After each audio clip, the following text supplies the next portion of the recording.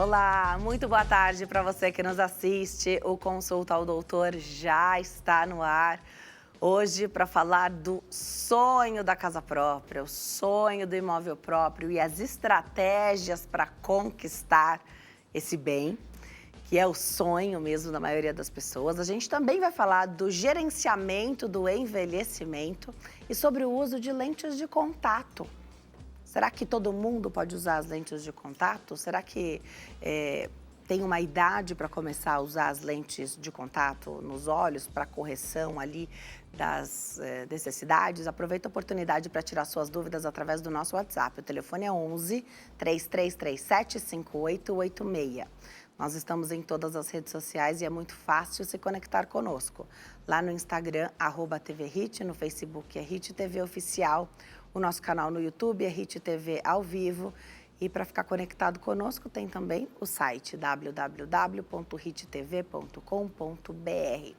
Eu estou esperando a sua participação e as suas sugestões de temas para as nossas próximas entrevistas nas minhas redes sociais. Lá no Instagram, @DeniseLuque, facebook.com/DeniseLuque. Começa o bate-papo de hoje falando sobre as estratégias para adquirir o imóvel próprio com a Glória Marinho, que é assessora de créditos. Glória, obrigada por ter vindo. Uma satisfação te receber aqui. Obrigada. Eu que agradeço pelo convite, é um prazer. Casa própria ainda é um grande sonho, ainda que pessoas hoje muito influentes e que falem sobre investimento, dinheiro, trabalhar para a gente, né? E não a gente trabalhar só por ele, fazer ele render e trazer ali o benefício para nós. Não recomendem, de repente, logo de cara, ou falem muito mais sobre o sonho do que sobre um investimento financeiro, que eu acho que aqui é o que mais encaixa. Se a pessoa vai ficar mais tranquila porque está ali morando no imóvel que é dela e ninguém tira, está quitado, isso é maravilhoso, né? E sim, pode ser um desejo da pessoa. Mas a maioria das pessoas está começando do zero, né? É o mais comum, é começar do zero. Hoje, pessoas cada vez mais jovens, querendo já conquistar o imóvel próprio, né? A gente vai falar das estratégias e tem o passo a passo. Para cada um é diferente. Você tem que analisar essa estrutura familiar ou futura família, né? Exato, Denise. Comprar um imóvel, como você acabou de falar inicialmente, ainda é o sonho da maioria dos brasileiros. Eu analiso muito quando as pessoas vêm falar conosco sobre esse desejo da compra do imóvel. Muitas vezes a pessoa não tem esse conhecimento, não sabe por onde começar e esse é o nosso trabalho de assessoria. O que acontece? Poxa, é um sonho, realizo esse sonho, deixo o meu dinheiro investido. Primeiro que, assim, os grandes influencers, eles têm muito valor para deixar aplicado, né? E hoje o que a gente acompanha? Não compre o seu imóvel, pague o aluguel. Em determinados momentos, onde você ainda não definiu onde você vai morar, onde você muitas vezes não tem o valor de uma entrada, isso é justificável, ok? Mas quando você já pesquisou, já entendeu que a parcela do financiamento versus o aluguel, ou a parcela de um consórcio versus o aluguel, está muito próxima e cabe no seu orçamento, vamos entender que hoje, quando você tem um patrimônio, você pode trabalhar com alavancagem patrimonial, você pode usar aquele bem como garantia de outros investimentos. E vamos pensar também na questão de... Hoje, muitas pessoas são autônomas. Imagine você, daqui a um tempo, perder a sua fonte de renda, não conseguir trabalhar, ou quando se aposentar, a sua renda não for o suficiente para pagar o aluguel. Essa é uma questão importante. Então, pense na tranquilidade de você ter aí um meio de uma renda, de uma aposentadoria, ou num retorno de algum investimento, porém, o seu local de moradia está super garantido. Coisa que quando veio a pandemia, muitas pessoas tiveram que retroceder, voltar para a casa dos pais, quem tinha para onde voltar. E quem não tinha, ficou aí à mercê de ajuda de terceiros. Então, na minha opinião, quando você pensar em investir, realmente faz todo sentido você ter algumas caixinhas de investimento. Então, procure entender qual é a sua realidade hoje. dá para investir um pouco, dá para programar para ter a casa própria, vou fazer o meu dinheiro render um pouco até para ter uma entrada mais expressiva, mas compre o seu imóvel, não deixe essa oportunidade passar. Até para você garantir o futuro da sua família, a sua estabilidade financeira e a questão também, como a gente falou, de uma possível falta de renda.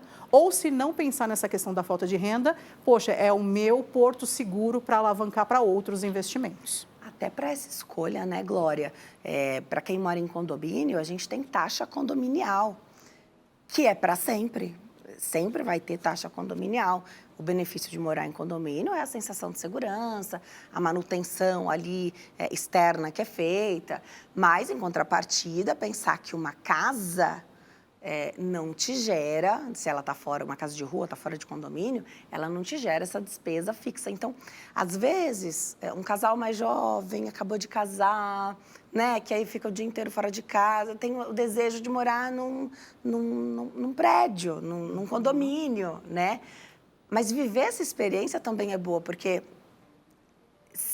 como é que você paga se você perde o emprego? Hoje existe muito essa mudança de CLT para cada vez mais as pessoas fazendo carreira solo, empreendendo. E como é que você comprova essa renda? Essa é uma grande preocupação também. Será que eu vou ter... Como que compõe a renda para conseguir obter esse financiamento? Infelizmente, a gente passou assim de um patamar. Hoje você não compra um imóvel com o valor que você comprava 30 anos atrás, né? Exato. Por isso que eu falo também com os meus clientes, qual é o melhor momento de comprar o imóvel? Legal. Agora, é já. Por quê? Não, eu prefiro juntar o dinheiro e pagar à vista. Já parou para pensar que hoje, se não cabe uma parcela X no seu orçamento, ou mesmo que caiba, os imóveis vão continuar valorizando? Vários estudos hoje já comprovam que imóveis de 10 anos atrás hoje dobraram o valor. Sim. Dobraram. E provavelmente a sua renda não dobrou. Provavelmente as suas despesas sim dobraram.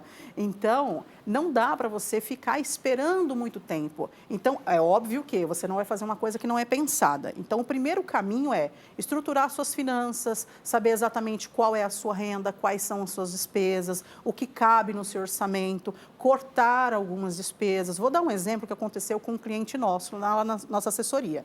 Ele tinha um consórcio, ele estava pagando esse consórcio conosco, a parcela era em torno de uns R$ 1.500. Ele ligou, falou, quer saber, eu vou cancelar esse projeto, acho que não é o caminho, eu vou parar com isso e vou fazer uma outra coisa. Eu falei, você já imprimiu a sua fatura do cartão de crédito? Você já viu o que você pode cortar dessa fatura? Eu falo por experiência própria, muitas vezes eu já me deparei com uma fatura de R$ 3.000 que eu não sei nem onde eu gastei. Quando eu não tinha essa visão de me organizar e me estruturar financeiramente. Esse é o primeiro passo, então. O Exato. primeiro passo é organizar as finanças. Perfeito. Ter esse conhecimento. O quanto a gente gasta e o que, aqui pensando numa família, num casal, mas para pessoas também que de maneira solo vão fazer isso, organizar. Sempre existe, Glória, o medo. Então, vou imaginar, vai comprar na planta. Quando você começa, a obra demora 3, 4 anos para ficar pronta. E a gente não tem garantia de que na data da entrega das chaves, a gente vai ter, o banco vai aprovar o nosso crédito. Tem como fazer algum estudo sobre isso? Ou para as pessoas que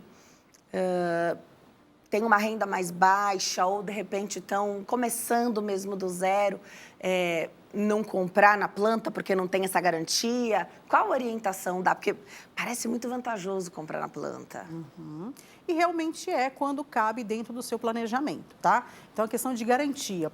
Como que eu vou saber se o meu crédito estará ou não aprovado na hora da entrega? Há vários programas do governo, há várias obras que são financiadas por determinados bancos e você assina esse financiamento lá atrás, quando você contrata.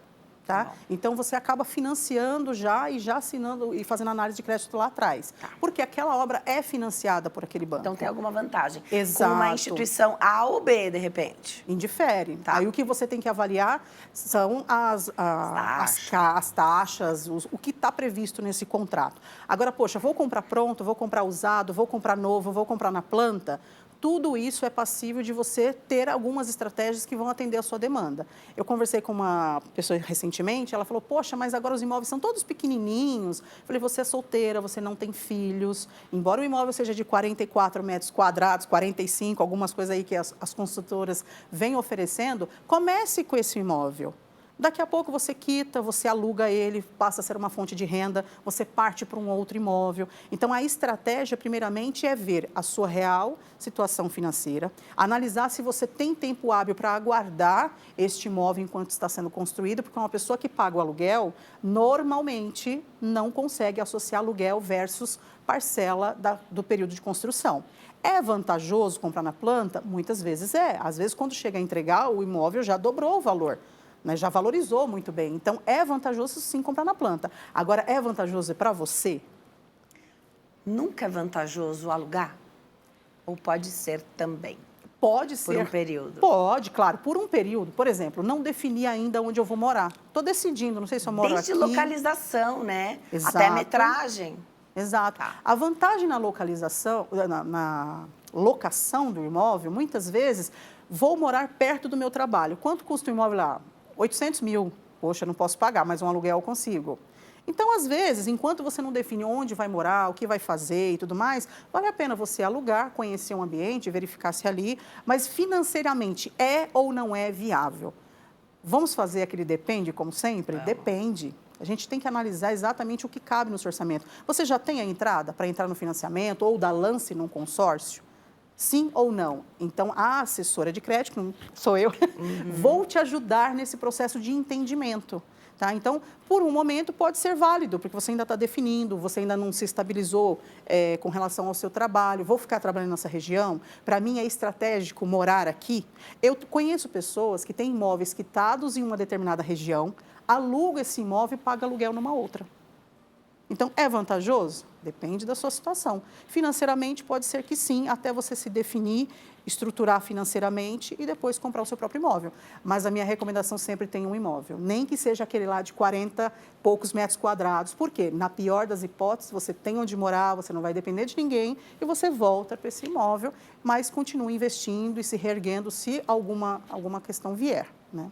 Porque o dinheiro render e trabalhar por você, a gente está falando já de um montante maior, né? Um outro patamar. Um outro patamar. Não quer dizer que, ao ter um imóvel, você tenha que deixar de investir. De jeito nenhum, entendi. Então, dá para fazer, inclusive, em paralelo. Até essa questão da metragem, localização e preço. Claro que você gostaria de começar já com um imóvel que você vai morar para sempre, entre aspas, né? Exato. Mas, de repente, a escada, né? Você vai devagarzinho, pode ser uma boa. Você compra por um preço, daqui 10 anos, quando você for vender, aquilo já se pagou várias vezes e você tem um lucro muito grande. Então, legal. Também para usar a facilidade de fundo de garantia, tem que ser o imóvel único, né? Quando a gente parte para as regras de FGTS, aí nós estamos lidando com um órgão curador, que é a Caixa Econômica. Tá. Então, depende de uma série de fatores. Exemplo, tenho o meu imóvel quitado lá no Nordeste. Me mudei por força do trabalho aqui para São Paulo. A regra diz que depois de 2 anos que eu já me estabilizei, já estou trabalhando, comprovo moradia, eu poderia comprar um outro também usando o FGTS. E você me fez uma pergunta interessante, que foi a questão de comprovação de renda. Isso. Comprovar renda, para cada instituição financeira, ela vai ser de uma forma. Para um consórcio vai ser uma coisa, para um financiamento vai ser outra, o imóvel na planta vai ser outro. Então, vai depender muito da questão da parcela que você está assumindo, da entrada que você tem. Por exemplo, os autônomos, hoje em dia, que são uma grande maioria, podem comprovar através de movimentação bancária, imposto de renda. Quem é o empresário comprova por meio de um decore. Então, com auxílio de um contador, a gente consegue regulamentar suas finanças, organizar suas finanças, para que você consiga, sim, comprar, mesmo não sendo um seletista. Se precisar de mais pessoas para compor essa renda, pode? Tem limite para isso? Pode compor com quantas pessoas você achar que é necessário. Agora, tem que saber se é legal Quem isso, são né? as Porque pessoas, todo mundo vai ser dono. Uma coisa importante é que as pessoas acham o seguinte: vou compor a renda com o meu pai, com o meu filho, com a minha esposa, com o meu tio. Essas pessoas também serão donas deste imóvel que você está adquirindo. Então, não é só uma questão burocrática financeira. Essas pessoas sairão na escritura do seu imóvel, elas também serão donas. Então, escolha as pessoas que você vai se associar aí para compor, mas é super possível você compor a renda. Muito legal.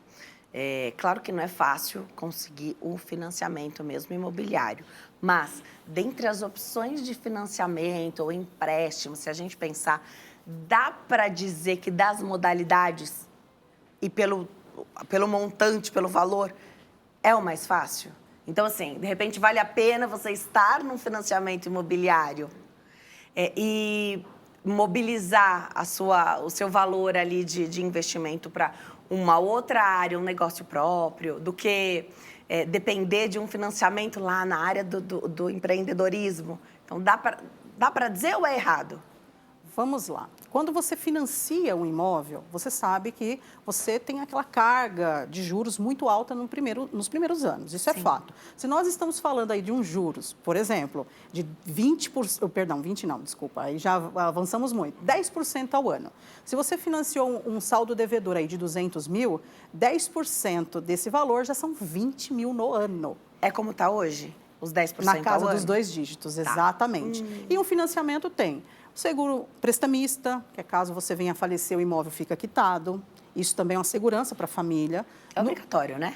É obrigatório. Nesse caso obrigatório. Nesse caso é muito longo e é obrigatório sim, tá? Então, no caso do consórcio também tem esse seguro prestamista, caso a pessoa que esteja pagando o consórcio venha a falecer ou ter uma invalidez permanente total, ele consegue sim também deixar esse bem quitado, coisa que é muito importante, que a gente estava avaliando na questão do planejamento financeiro, familiar, isso é muito importante. Então, com relação ao imóvel, você consegue sim fazer esse parâmetro. Poxa, eu vou analisar, pegar um empréstimo para empreender, qual é o custo efetivo disso, continuar pagando o meu financiamento imobiliário, qual é o custo efetivo disso. Então, o ideal é sempre parametrizar, colocar ali do lado, fazer cálculo e saber. Por exemplo, deixar o meu valor aplicado. Eu já tive esses questionamentos na assessoria.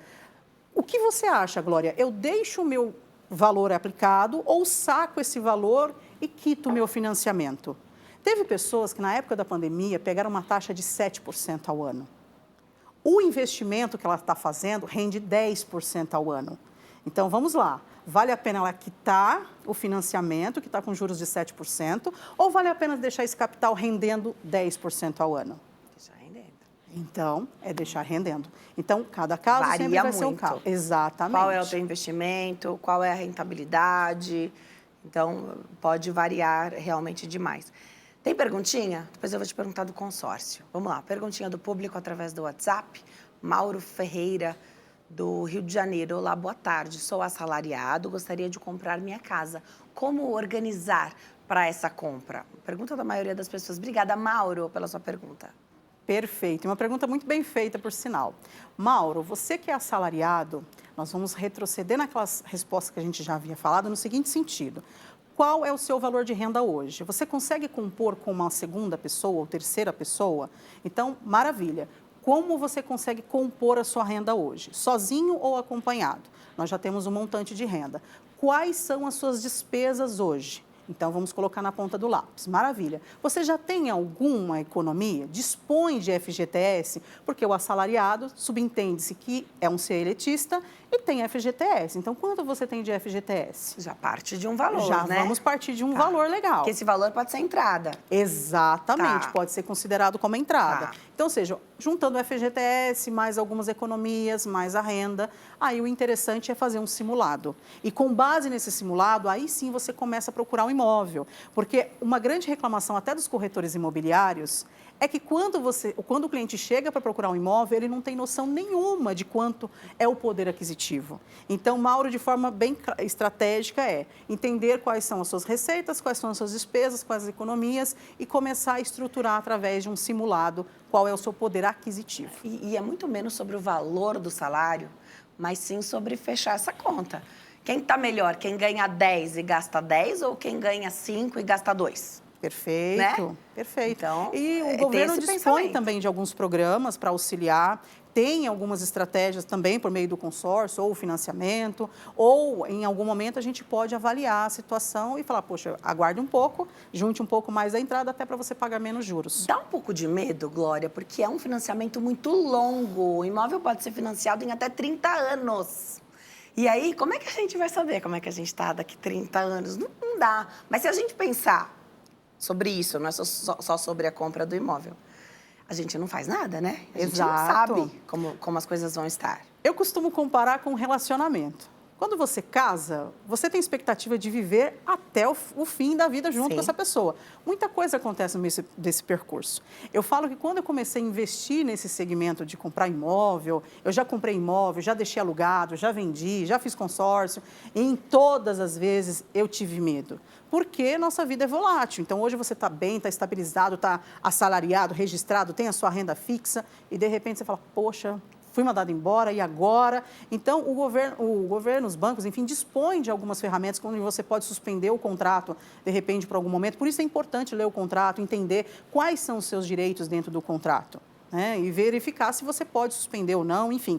E o detalhe é, posso ocupar até 30% da minha renda, mas eu devo ocupar até 30% da minha renda? Tá bom. Eu tenho uma reserva de emergência, então é importantíssimo que você, dentro desse financiamento, você já tenha estruturado uma reserva de emergência de pelo menos para um ano. Poxa, eu tenho um ano aí para correr atrás, me recolocar no mercado de trabalho, empreender de alguma forma, gerar outra fonte de renda. E aí esse medo a gente vai amenizando. O fato é que a gente se vira, né? A gente se vira. Consórcio.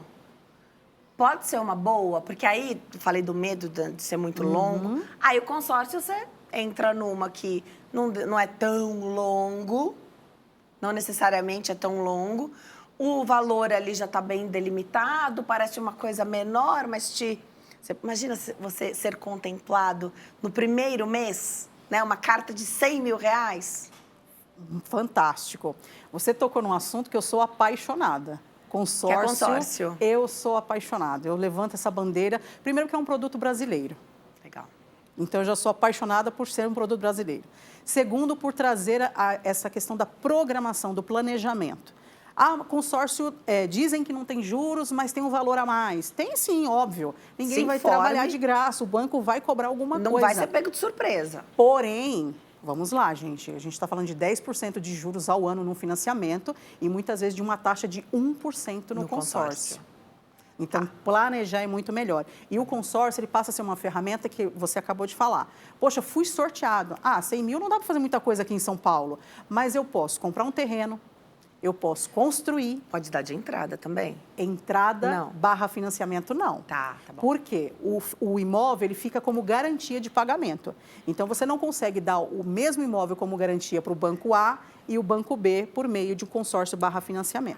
Porque fica de garantia para o consórcio também, né? Exato. Tá então, quando você é contemplado, você tem essa flexibilidade. Quero comprar um terreno, quero construir, quero reformar, quero comprar o meu imóvel novo ou usado em qualquer parte do território nacional. Você tem essa flexibilidade.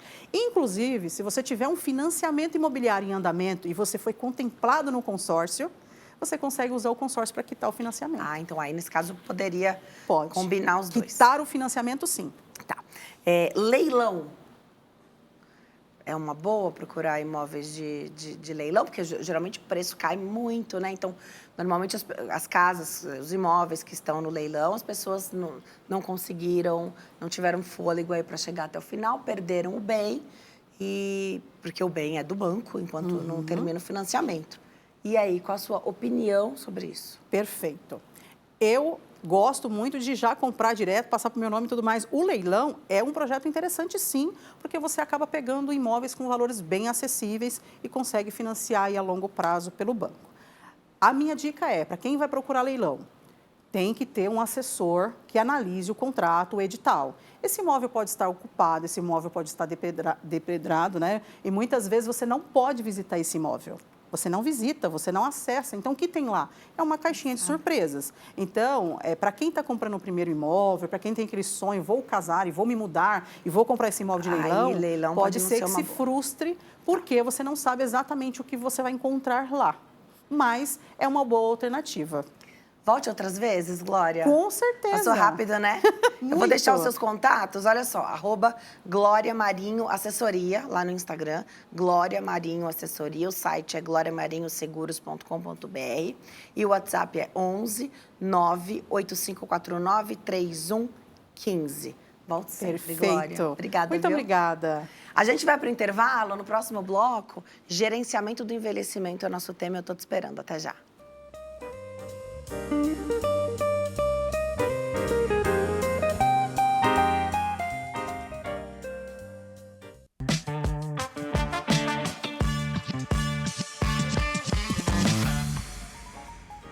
Nós estamos de volta. Gerenciamento do envelhecimento é o tema desse bloco. Aproveite para participar através do nosso WhatsApp. O telefone é 11 3337 5886. Minha convidada para esse bloco é a biomédica, a doutora Thaís Godoy. Doutora, obrigada por ter vindo. Uma alegria te receber aqui, Obrigada viu? a vocês pelo convite. Muito bom estar aqui. Eu gosto muito desse termo, gerenciamento do envelhecimento, porque Não é bom? é isso, né? E assim, Exato. isso para mim fica subentendido que o gerenciamento do meu envelhecimento é diferente do gerenciamento do seu envelhecimento. É isso? Exatamente isso. Esse é o principal ponto. Porque hoje o que acontece? As pessoas estão vivendo mais, né? A vida está mais longa e as pessoas estão vivendo com mais qualidade também. E o melhor de tudo, mais bonitas. Então hoje a gente tem que viver com saúde. A beleza faz parte da autoestima, da mente saudável também. Então, hoje existe muita ciência aí dentro da dermatologia estética para a gente cuidar, gerenciar o envelhecimento de cada pessoa, exatamente disso, de uma forma personalizada, individual, dentro do que cada organismo pede, cada pessoa pede, cada um quer, né? E cada saúde precisa, na verdade. E eu entendo que hoje os especialistas nessa área falam muito sobre os tratamentos preventivos. Eu entendo, eu acho que as próximas gerações, já hoje, né, quem tem mais acesso, principalmente, tem feito dessa forma, então já começar bem mais cedo. E a gente ainda tem as pessoas que têm 60, 70 anos que vão começar agora. Exato. A fazer qualquer tipo de intervenção. Ou porque não queriam, não incomodava, ou não sabiam que podia começar depois de uma determinada idade, né? Então, hoje a gente vive esse momento, não deve existir o padrão, né? Se começou a me incomodar agora, então é agora que eu tenho que ver, não tem que pensar que, se eu tivesse feito antes, a gente não volta no tempo, né? É isso, porque, como você disse, às vezes as pessoas 60 anos, 70 anos, não me cuidei antes, não tinha aquela consciência do sol, por exemplo, né? Todo mundo se tomava sol, gostava do sol. E aí hoje já tem mais essa consciência e fala isso, não cuidei. Não tem problema, vamos cuidar agora. Existem os meios de cuidar, existe como tratar. Eu gosto de cuidar dos pacientes falando assim, cada um vai ter o seu resultado, é para você o tratamento. Então, e o bonito é você envelhecer saudável dentro da sua idade, é você aparentar cuidado. Não aparentar muito mais jovem. Isso, perfeito. Boa colocação. Então, é assim, que bonito uma mulher de 60 anos está com uma pele bem cuidada, está com viço, com cabelo hidratado, ou com saúde mesmo. Mas, assim, querer aparentar 20, 40, aí já foge, né, de uma questão de saúde mesmo.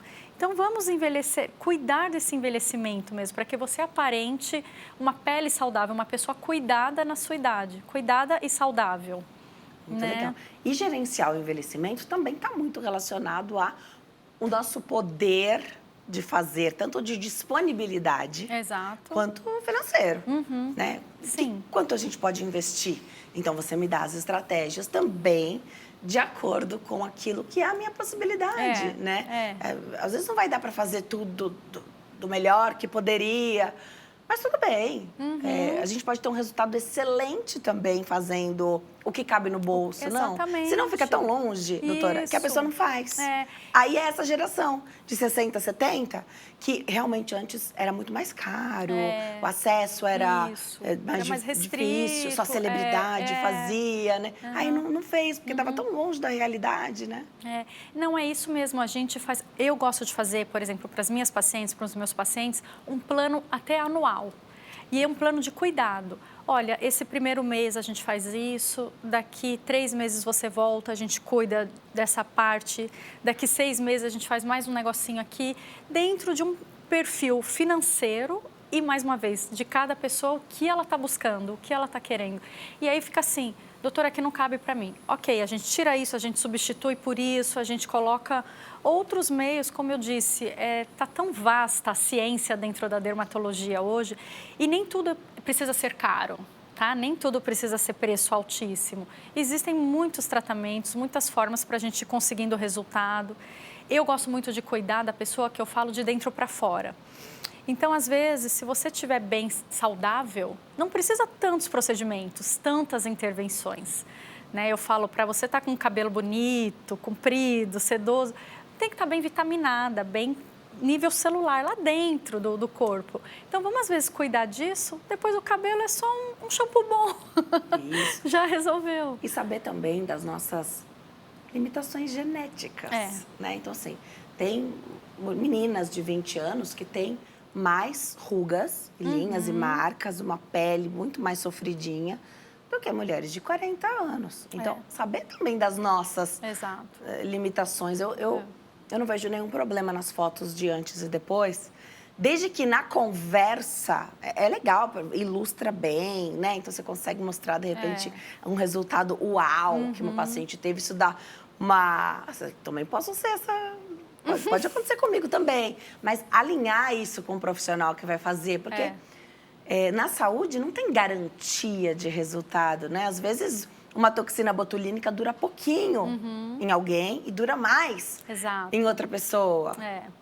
Isso acontece muito porque é isso, cada organismo vai responder de um jeito, cada metabolismo, né, tem uma forma e cada pele tem uma história.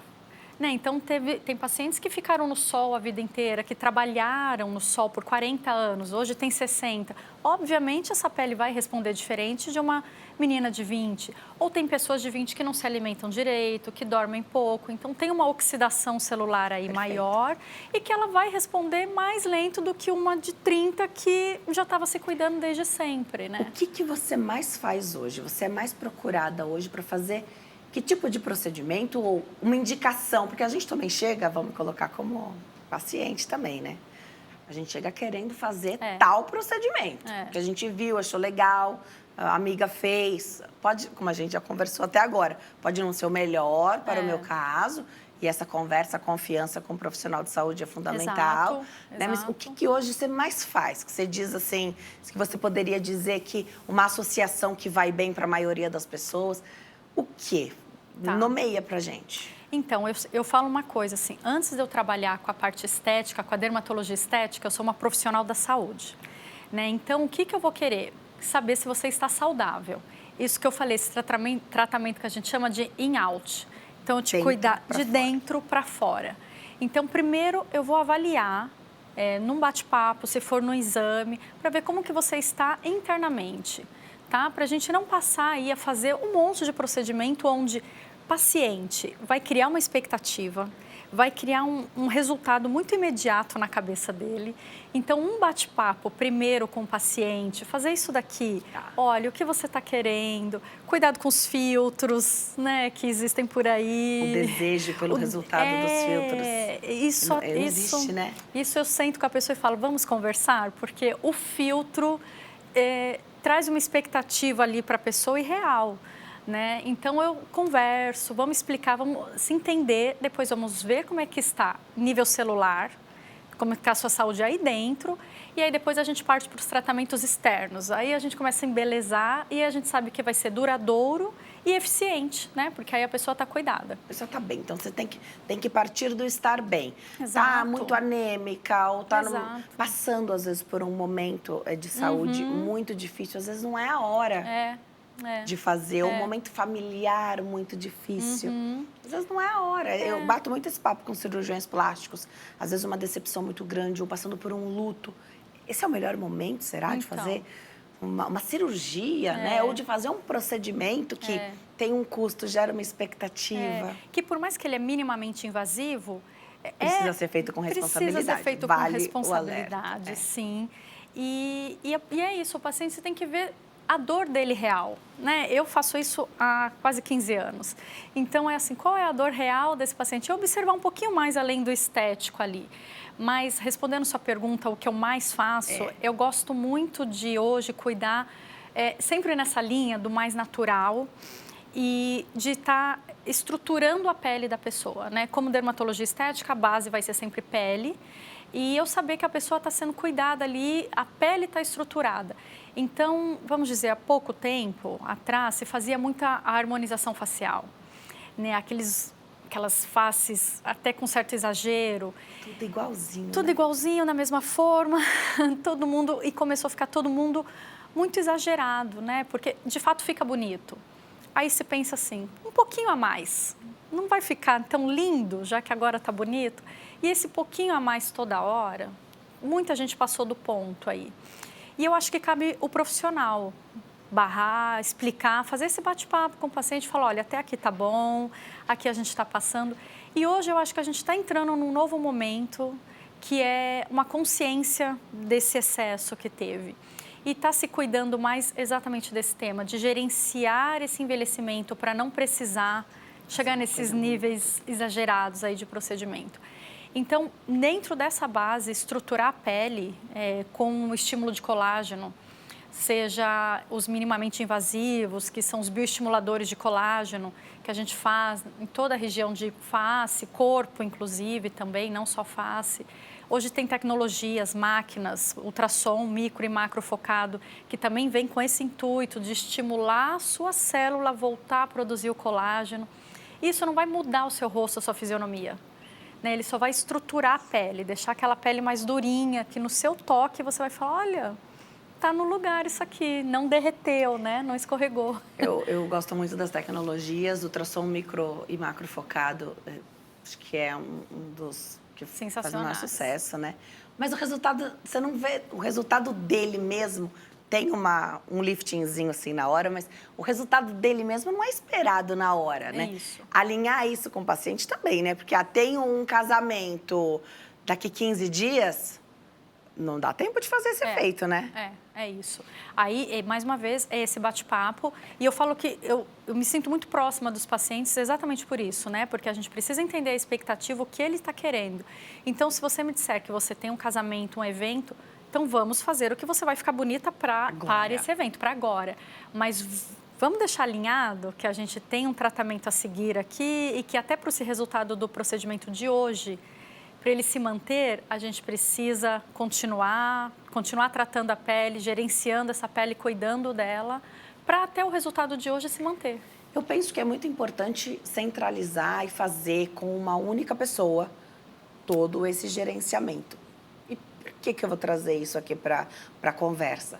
Pode existir uma tecnologia que vai, de repente, degradar algo que você tenha feito no rosto ou algo que não seja exatamente compatível ou que tenha um período para você fazer novamente. Porque, às vezes, você faz o ultrassom microfocado na sua clínica, aí a toxina eu faço em outro lugar.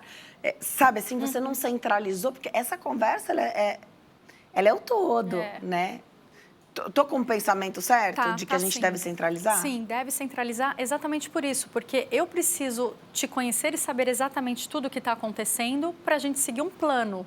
E esse plano não pode ter nada omitido ou fora do curso. Eu já tive uma paciente por um ultrassom, exatamente como você está dizendo, e ela, dentro da anamnese, a minha assistente que estava me auxiliando falou assim, olha, ela disse que tem 15 dias.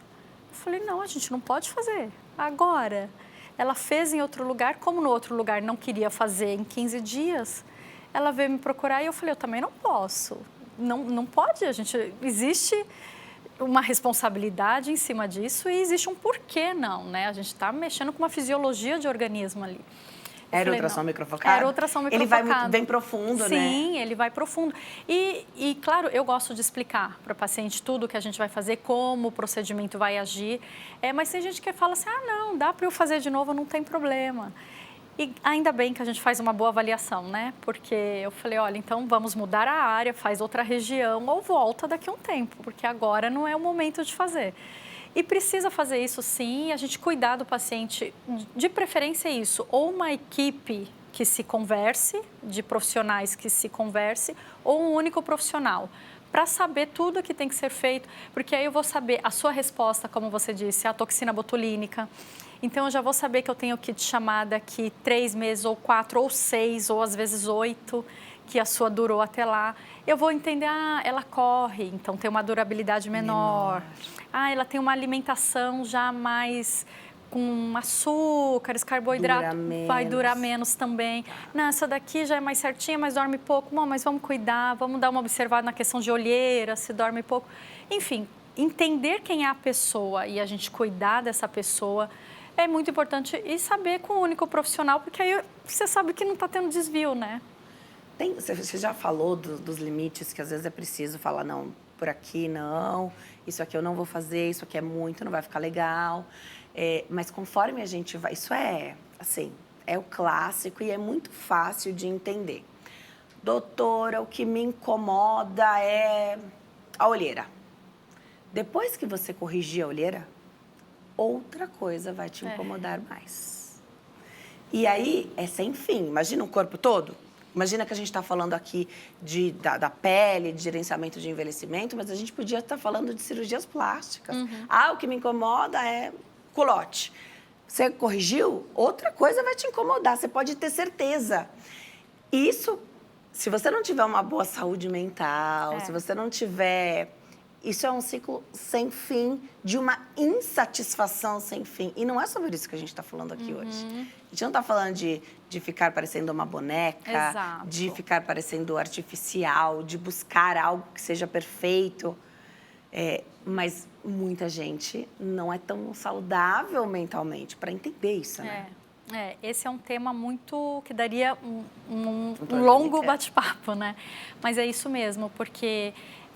como eu disse no começo, é muito eu me conectar com esse paciente, com essa pessoa e entender o porquê que ela está ali, né? O senso estético do profissional e da pessoa tem que estar alinhados. Tem que estar alinhados. Pode ser que não demete, tudo bem. Melhor do que entrar num exagero, ceder ao paciente, ou, né? Como profissional, a gente não pode ceder. Né? Não é o tratamento que o paciente quer fazer, é o tratamento que ele precisa ou a melhor indicação para ele. Eu sempre vou perguntar assim, qual é a sua dor? Qual é a sua principal dor? É o culote, é a ruga, é a olheira... Tá, mas quando você olha no espelho, o que está pegando primeiro ali? Qual é o que você vê que fala, isso aqui não está legal? Tem o primeiro. Aí eu falo, então vamos começar por esse? Legal. Porque aí esse já vai melhorar a sua autoestima, você já vai ficar melhor. Aí às vezes, quer saber o culote? Eu nem olho mais, porque meu rosto já ficou tão bom. É isso. Ou, ainda me incomoda. Ok, vamos planejar, cuidar desse culote também. Né? Eu digo que sempre assim, eu gosto a minha linha de tratamento é uma coisa mais natural. Por isso que eu trato com essa questão de gerenciar esse envelhecimento. E nem por isso a gente não trabalha pontos estéticos principais e que incomodam. Eu faço em mim, claro, faço em todos os pacientes, mas é sempre alinhando nesse bom senso, né? Nessa linha. Eu tenho até uma paciente que ela fez um preenchimento de olheira, um procedimento simples. E ela falou, olha, eu não tenho como fazer o estimulador de colágeno agora, eu não tenho como fazer o ultrassom, eu gostaria, mas preciso da olheira porque é a dor dela. É quando ela olha no espelho que ela vê. Ok, fizemos a olheira. Ela falou assim para mim, doutora, isso me ajudou até no meu trabalho. Me posicionar no meu trabalho, porque melhorou minha autoestima, melhora minha postura, melhorou minha comunicação. Eu falei... Tá aí, é isso que eu faço, é isso que eu quero fazer. Legal. Hoje a gente chega muito na gente que é leigo, no teu paciente chega muito os nomes, as marcas. Isso. Então a gente sabe o nome de alguns bioestimuladores de colágeno, era mais fácil quando só tinha 2, agora tem um monte. né? Exato. Das máquinas de ultrassom micro e macro focada. Inclusive, tem uma que é quase sinônimo de ultrassom micro e macro focado, porque investiu mais em marketing. Talvez não signifique nada a mais, né? Então, outras máquinas são excelentes também. A plataforma de um laser, a Ferrari dos lasers.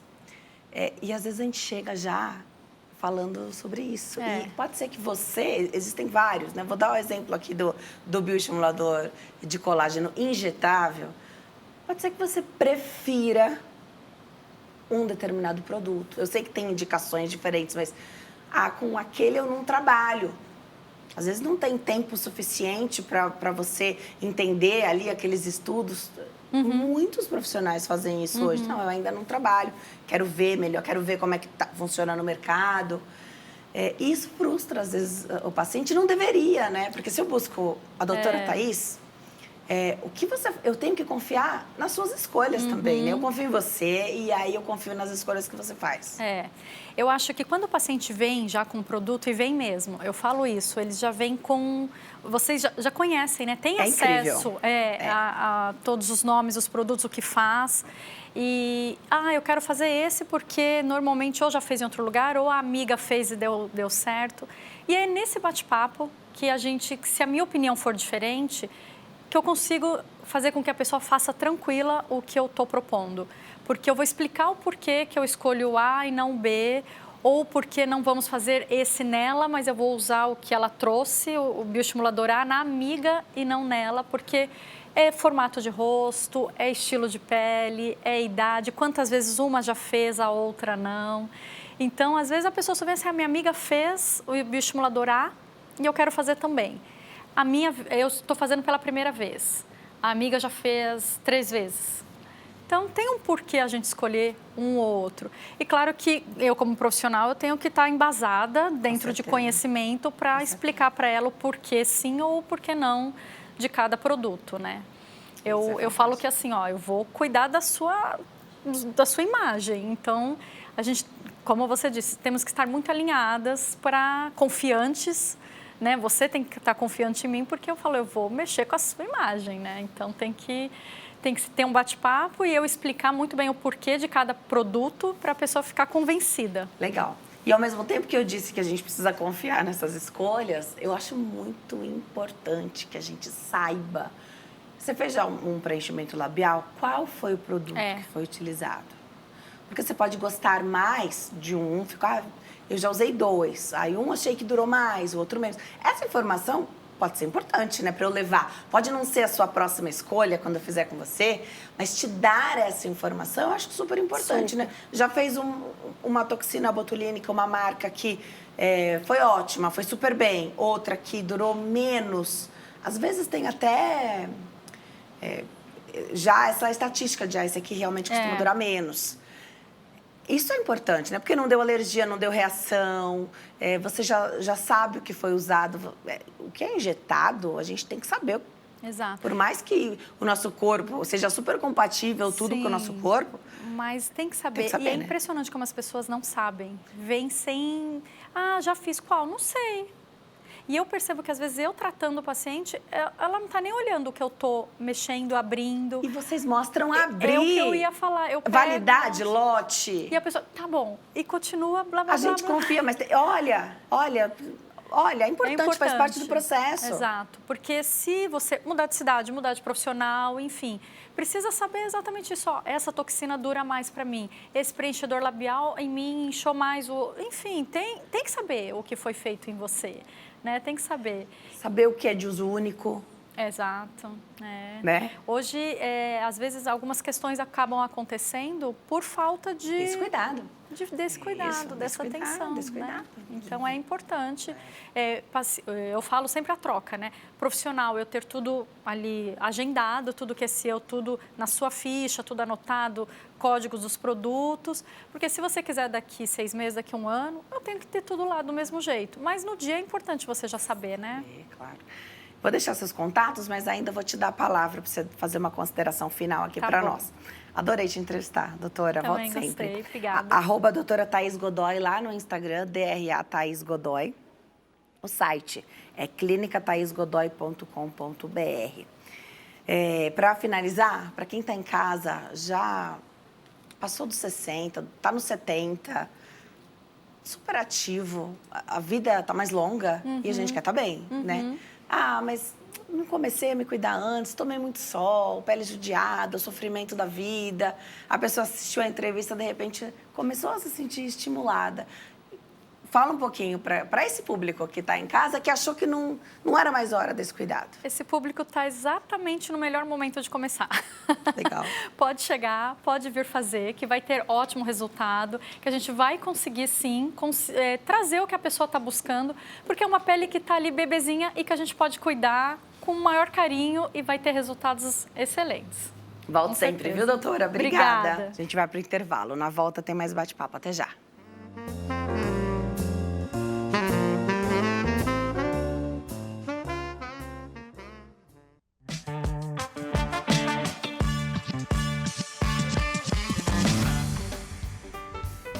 Nós estamos de volta e nesse bloco para falar do uso de lentes de contato. Aproveita a oportunidade para tirar suas dúvidas através do nosso WhatsApp. O telefone é 11 3337 5886.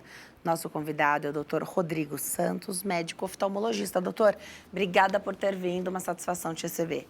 Obrigado, Denise. Boa tarde a todos. É um prazer estar aqui com vocês para tirar as dúvidas sobre lente de contato e saúde ocular. Quando a gente pensa nas lentes de contato, a gente pensa em lentes de contato somente com a finalidade estética, então as coloridas. A gente pensa na correção de miopia, astigmatismo, outras situações. Mas vamos falar do mês que a gente está agora, então no mês de junho, é o mês de conscientização do ceratocone. Que doença é essa? Isso. O Junho Violeta foi uma campanha que está sendo feita já há alguns anos, iniciada pelo Dr. Renato Ambrosio Júnior, lá do Rio de Janeiro, e visa fazer a conscientização maior da população sobre a doença chamada ceratocone. O ceratocone é uma doença que dá na córnea, que é essa parte nossa da frente do olho, que é transparente, fica na frente do colorido do olho, que é a íris. A parte mais externa do olho. A olho. mais externa. E ela funciona como uma lente de grau, lente de contato, como se fosse assim. E tem o cristalino, que é a lente interna, que quando a gente fica mais idoso, dá catarata. Então, esses dois pares de lentes fazem a função de focalizar a imagem no nosso olho. E justamente a córnea, que é onde tem maior poder, maior grau do nosso olho, é onde dá essa doença. É uma doença que tem características de relacionamento com a genética do paciente e também tem muita associação ao fato de coçar os olhos. Então, o principal motivo dessa campanha é falar para a população que não é bom coçar os olhos. Desde a infância. Desde a infância. Então, aquela criança, adolescente que fica coçando o olho o dia inteiro, está muito ligada à rinite alérgica, então é bom passar no oftalmologista para verificar se tem alguma alteração da curvatura da córnea e se tem o diagnóstico de ceratocone. Tá. Então, isso pode ir crescendo. Isso, essa doença vai aumentando, vai progredindo. E vai embaçando a visão. Tá. Gera muito astigmatismo, distorção da córnea e às vezes o óculos simplesmente não vai corrigir a visão porque é uma distorção muito irregular. Então, daí, no segundo passo, tem a lente de contato, específicas para casos de ceratocone que ajudam a reabilitação visual. Tá. Caso não melhore, caso o paciente não se adapte à lente de contato, aí a gente tem as cirurgias, implante de anel, também o transplante de córnea e se a gente vê que tem a progressão, existe um tratamento chamado crosslink também. Então, hoje a gente tem diversas maneiras de ajudar esse paciente. Então, a lente de contato é uma delas, só que é uma lente de contato diferente. Você falou de adaptação, Isso. então pode não adaptar em todo mundo que precisa. O transplante de córnea fica por último? Fica a última etapa. A última etapa seria um transplante de córnea. Antigamente, há 10, 20 anos atrás, o transplante de córnea era a primeira opção. Não tinha tanta ferramenta. Exatamente. Hoje, a evolução da tecnologia de lentes de contato, do anel intraestromal, né, que a gente implanta, a gente consegue barrar a evolução e também reabilitar a visão desse paciente. Então, tem muitas maneiras. O triste, Denise, é que às vezes tem muito paciente que chega no consultório que os pais, a família está desesperado porque foi no oftalmologista geral e teve o diagnóstico e foi ver no Dr. Google e viu lá, ceratocone vai causar cegueira, o paciente acha que não vai poder estudar, trabalhar, ter uma vida normal. E daí a gente tem que fazer também um trabalho psicológico para acolher esse paciente, essa família, mostrar as opções que a gente tem e ter o controle da alergia também. Eu sempre falo que quem enxerga mal, quem enxerga pior, ficar com a saúde ocular mais protegida. Porque aí os óculos não dão mais conta, os velhos, e você tem que trocar. Só que tem que ir no médico, porque aí você acha que você está indo lá só para uma nova receita de grau, né? Mas todo o cuidado com a saúde ocular está sendo feito ali quando a gente vai mudando de banquinho ali, sentando na frente dos equipamentos, né? Isso. Muito legal. Então, ceratocone é uma doença que uma das etapas pode ser a reabilitação com lente de contato, que é uma lente de contato diferente da maioria que a gente vê as pessoas usando aqui. Agora, essa é uma pergunta que a gente se faz, né? Tem muito jovem que usa as lentes de contato puramente estéticas, coloridas. Tudo bem, ou já que a córnea já é essa parte mais externa do nosso olho, a gente deve tentar preservá-la ao máximo, porque vai que um dia você precisa usar por uma doença ou por uma outra situação mais importante para te dar ou um conforto ou fazer uma reabilitação de uma doença. E se essa camada já estiver prejudicada, ulcerada, enfim? Daí, na verdade, o paciente vai ter um diagnóstico tardio ou vai mascarar aquela doença que está ali iminente. Então, por isso a necessidade de, se você for fazer uso de lente de contato, consulte um médico oftalmologista, verifique se é possível usar, qual o melhor tipo de lente que está sendo indicada. A adaptação de lente de contato engloba todo esse processo. Avaliação de cada caso, fazer o teste da lente e fazer o acompanhamento e também possíveis complicações.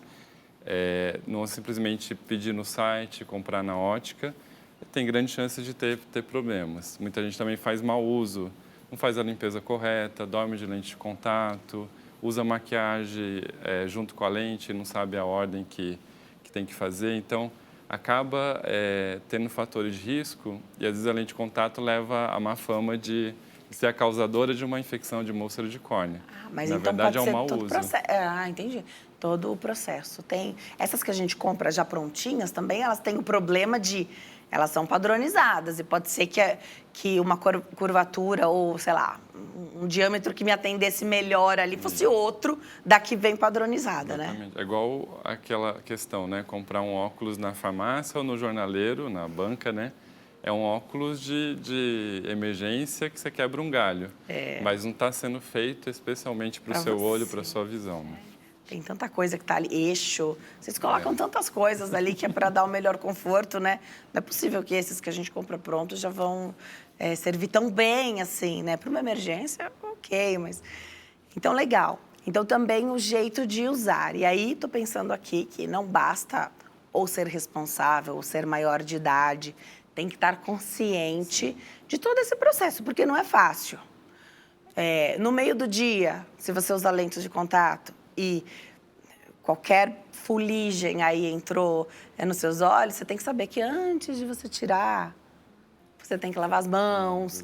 E você tem uma solução para colocar ali, né? Senão você fica dando jeitinho, que aqui eu já conversei com outros oftalmos, coisas até um pouco nojentas que as pessoas fazem para salvar uma lente de contato ali no meio da rua, que, assim, coloca em risco demais, né, a saúde ocular. Sim. A higiene vai desde, igual você falou, né, do início de higienização das mãos corretamente, uso da solução adequada para cada tipo de lente de contato. A gente tem lentes de contato gelatinosas, que são mais maleáveis e, de maneira geral, são mais confortáveis. E as lentes rígidas esclerais, geralmente usadas mais para casos de irregularidade, pós-trauma, pós-transplante, que são mais duras e daí tem uma solução específica também para isso. E uso correto de lubrificante, lubrificar a lente ao longo do dia. A gente está aqui no estúdio, né, no ar-condicionado.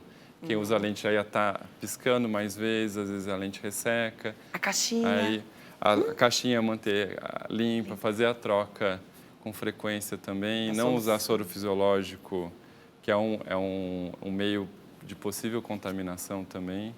Então, os pacientes acham que nunca vai dar problema. Eu brinco, seu anjo da guarda está trabalhando bastante, porque você está com o estojinho sujo, falou que dormiu com a lente e não teve infecção, nada, a maioria dos casos vai ter problema. E fora o uso que, assim, tá escrito lá que a lente, e tem vários tipos, né? Que você tem que trocar a cada 15 dias. Isso, daí tem paciente que usa até... Ah, doutor, eu uso 15, 30 dias até ela ficar incomodando o olho. Aí é quando faz um machucado no olho e tem a complicação. E aí, quando o seu corpo está se virando, você não percebe. Mas aí, quando o médico diz assim, não pode mais usar lente, ou nós vamos ficar um mês, depois outro mês, aí já está completando 6 meses que você não pode colocar a lente, podia, de repente, ter evitado tudo isso, né? Agora, também a gente descobriu, a gente vai continuar falando das lentes de contato, mas também eu acho importante, eu acho que é um trabalho importante também do oftalmologista, falar sobre o uso dos óculos. Porque, eu uso lente e aí eu não tenho um par de óculos, a gente não deveria ficar 24 horas ou, sei lá, 16 horas por dia com as lentes de contato, não? Exatamente. As lentes de contato não são substituto dos óculos, elas são parceiras, são amigas do óculos, né? Então, quem prefere o uso de lente de contato, por dar mais conforto, campo visual, para atividade física, parte estética, parte social de trabalho, pode ser usada. Mas, assim que chegou em casa, já está mais tranquilo, tira a lente, faz a limpeza com tranquilidade, usa o óculos ali para o olho respirar. Porque a nossa córnea depende da oxigenação que vem da nossa lágrima e que vem do ambiente. Então, a lente de contato, apesar da evolução dos materiais, né, que hoje em dia a gente tem materiais que são mais permeáveis ao oxigênio, o uso contínuo por vários anos acaba gerando a hipóxia, que é a falta de oxigênio, ou uma redução do oxigênio. Então, começa a ter os neovasos, fatores de inflamação maior no olho, ressecamento mais frequente. Então, é para evitar problemas a longo prazo.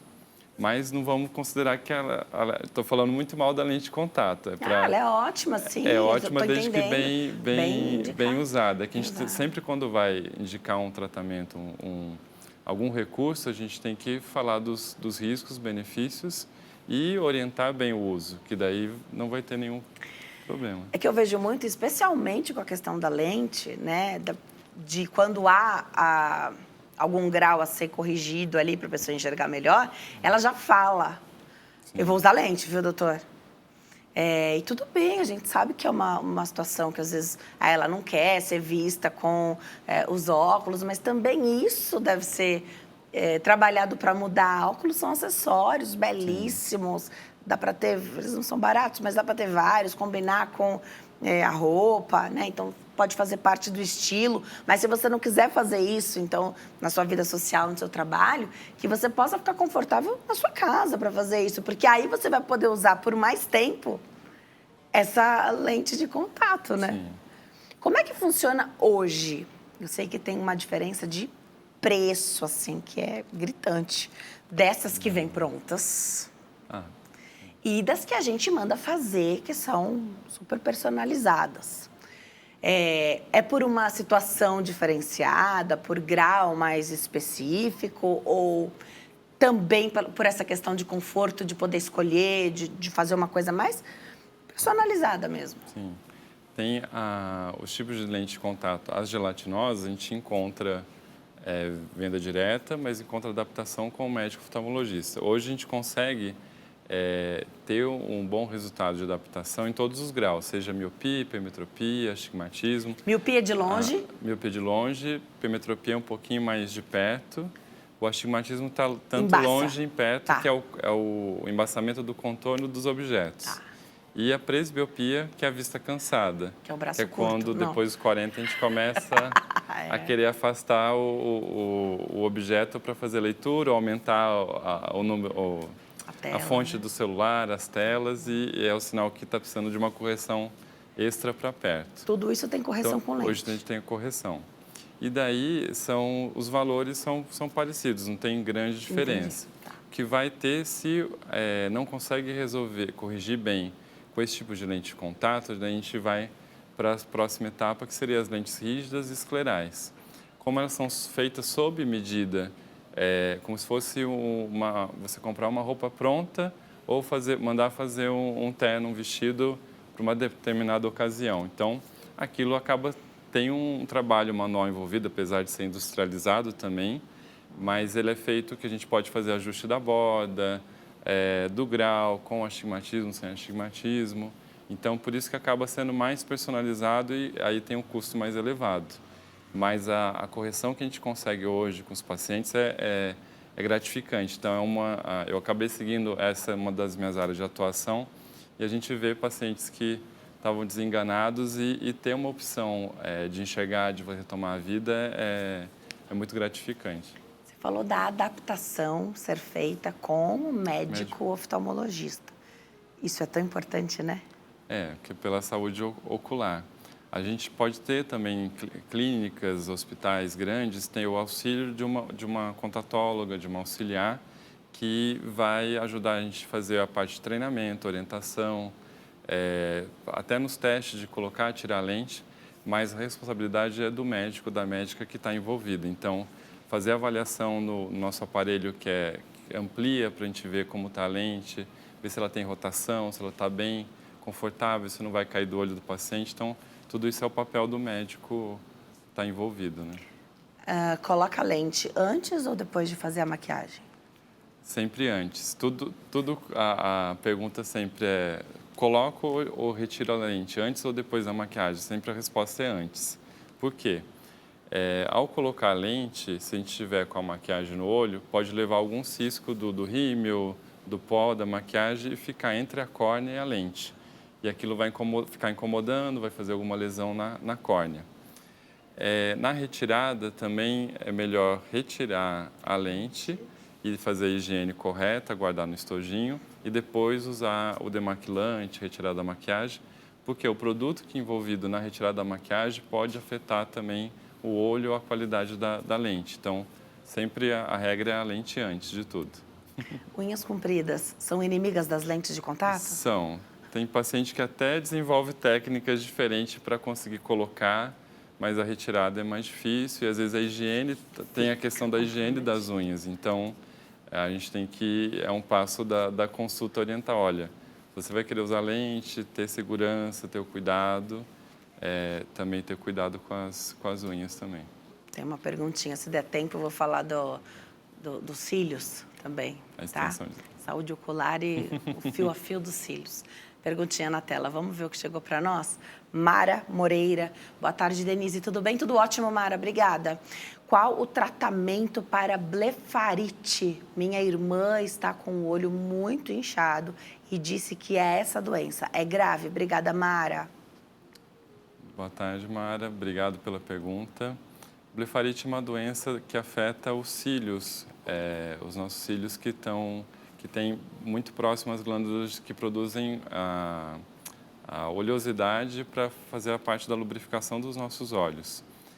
Não é uma doença grave, mas é uma doença crônica. Eu tenho, então tenho que fazer a higiene dos cílios. A primeira etapa é fazer a higiene dos cílios com shampoo neutro ou shampoos que tem na farmácia própria para limpeza dos cílios. Também podem ser usados como demaquilante. Não vou falar os nomes aqui. Mas não é o de bebê? O shampoozinho de bebê é um improviso, é utilizado, mas tem específicos para isso. Tá bom.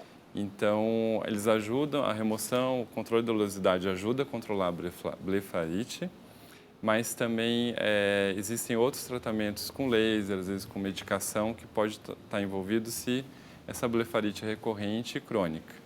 Se ela pode ser agravada se ela for mal cuidada e gerar até, às vezes, processos infecciosos na córnea também.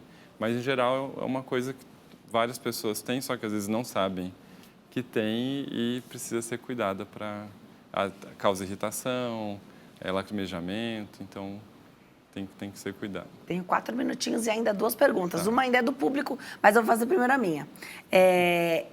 Cílios, o fio a fio, extensão de cílios, alongamento.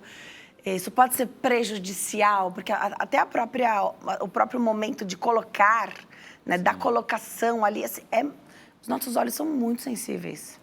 Pode ser sim. Tem locais que fazem um trabalho mais delicado, com menos cola, e isso é melhor para a saúde dos olhos, para as pálpebras. Já peguei em emergências que caiu cola, caiu produto, então o paciente desenvolve uma conjuntivite irritativa, lesão na córnea. Mas o que é prejudicial dessa extensão? Além do ato em si da colocação, mas às vezes é o excesso tanto de cílios, que a gente gosta de colocar um excesso e daí Meu Deus. pesa, pode enfraquecer o próprio fio do cílio, como se fosse o fio de cabelo que tem ali, que vai pesar e prejudicar, com o tempo ela vai ficando mais fraco, pode ser ficar rarefeito e a pessoa já tem poucos cílios, quer aumentar e acaba perdendo. E o ideal é fazer um intervalo entre essas extensões. Quem faz, depois não quer ficar sem, né? Então, e a higiene fica bem comprometida ali, porque se você limpar muito, se você esfregar ali, você perde os cílios. Né? Então, eu já vi alguns oftalmos comentando ali algumas situações assim, tristes. Uma analogia que eu faço é igual o mega hair, né? Que é uma extensão do cabelo. Perfeito. Então, aquilo lá gera um peso no cabelo e pode enfraquecer o fio do cabelo. Mesma coisa, você ficar direto todos os dias por tempos muito prolongados com a extensão de cílios vai levar a um enfraquecimento e inflamação dos cílios. 2 minutos e a pergunta do público. Assim, a gente encerra com chave de ouro esse bate-papo. Pergunta da Janilda Corrêa. Gostaria de saber, doutor, se a cirurgia de catarata em idoso, 86 anos, você falou do cristalino ali, uma outra lente que pode ser substituída, mas aí por cirurgia, né? Se tem algum risco de piorar a visão ou até mesmo perder a visão? Obrigada, Janilda. Obrigado, Janilda. Hoje a cirurgia de catarata está muito moderna, muito segura. Houve uma evolução tecnológica e tem que se procurar um profissional especialista em catarata. Hoje, na oftalmologia, tem a subdivisão de cada área de acordo com a parte do olho envolvido. Então, é recomendado procurar um especialista de catarata. A cirurgia é segura, tranquila, então você pode ficar dependente da idade. Sobre riscos, a gente tem que ser claro que toda cirurgia envolve algum risco. Perfeito. Então, existe o risco de infecção, que a gente vê as notícias que são mais sensacionalistas, né? Sobre os mutirões, algum motivo que teve alguma infecção generalizada lá e acaba, às vezes, evoluindo para uma infecção grave do olho. Mas, na grande maioria das cirurgias, você fique tranquila que, tendo o cuidado pós-operatório adequado, tem um bom resultado e recomendo fazer tendo a boa indicação, né? Chegaram mais perguntas, mas não dá tempo. Volte, viu, doutor? Vou deixar o contato aqui, o WhatsApp é 11 97539 5452. O e-mail é contato@doutorrodrigoTsantos.com. Contato@drrodrigoTsantos.com. Volte sempre, doutor. Obrigada. Muito obrigado. Viu? Até a próxima. Obrigado. Obrigada a você que escolheu ficar coladinho aqui conosco. Fique com Deus. Te vejo amanhã. Tchau.